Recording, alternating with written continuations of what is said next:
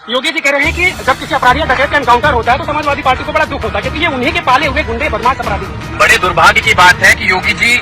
जिनका एनकाउंटर कर रहे हैं वो तो बेचारे मासूम लोग हैं, और जिनका एनकाउंटर करना चाहिए वो ये रहे। कुलदीप सिंह सेंगर 28 मुकदमे, सुनते जाना। ब्रिजेश सिंह 106 मुकदमे, धनंजय सिंह 46 मुकदमे, राजा भैया 31 मुकदमे, डॉक्टर उदयभान सिंह 83 मुकदमे, अशोक चंदेल 37 मुकदमे, विनीत सिंह 34 मुकदमे, ब्रजभूषण सिंह 84 मुकदमे, बुलबुल सिंह 53 मुकदमे, मोनू सिंह 57 मुकदमे, सोनू सिंह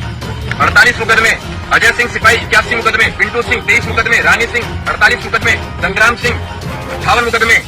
जुन्नू सिंह 42 मुकदमे, याशा सिंह 88 मुकदमे। और ये तो बात छोड़ो आप, हम एक बात कहना चाहेंगे, एक बार माननीय